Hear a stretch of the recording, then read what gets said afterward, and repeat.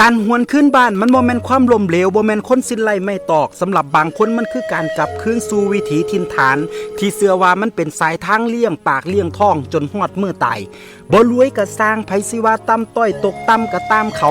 อย่าไปสนใจสิ่งที่เฮาควรให้ค่าคือใจเฮาเองถ้าอยู่หม่องใดแล้วสุขบ่เดือดร้อนคนอื่นก็เฮ็ดก็สร้างไปตามวิถีของเฮา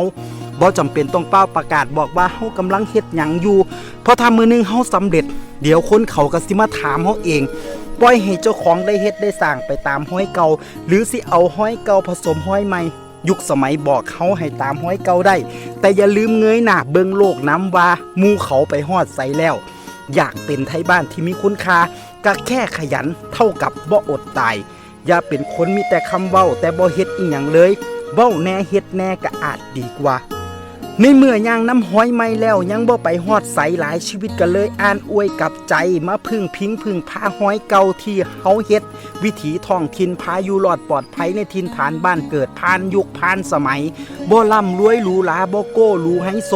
แต่เป็นวิถีที่เฮ็ดให้คนบ่อดตายมาแล้วนับบ่ถ้วนการออกข้างบ้านแล้วกลับมาอยู่มันก็บ่ได้เฮ็ดให้คนลำบากสู่คนดอกถ้ายังขยันทำมาหากินขนาดผู้เฒ่าผู้แก่น้ำบ้านก็ยังบ่หยุดเฮ็ดงานอีพออีแม่ออกเฮ็ดเบียกอยู่ซุมือเลี้ยวแรงมันยังไหวหัวใจยังสู้บ่ฮู้สิหยุดได้จังใดถ้าบ่ไหวอีหลีพุ่นละวะจังได้เซาลูกเต้าออกไปเฮ็ดงานมีเงินส่งกลับมาก็บ่แม่นว่านั่งขอนอนขอรอรับเงินส่งเงินโอนอย่างเดียวดอกพากันเฮ็ดกันสร้างอยู่คือเก่า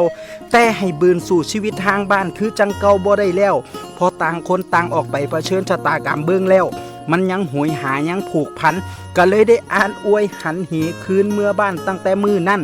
คิดฮอดสุหม่องสุแก่ที่เคยไปสู่ชีวิตคิดฮอดสุคนที่เคยห่วมทุกข์ห่วมสุขบางคนเคยผูกพันก็ค่อยๆห่างกันออกไป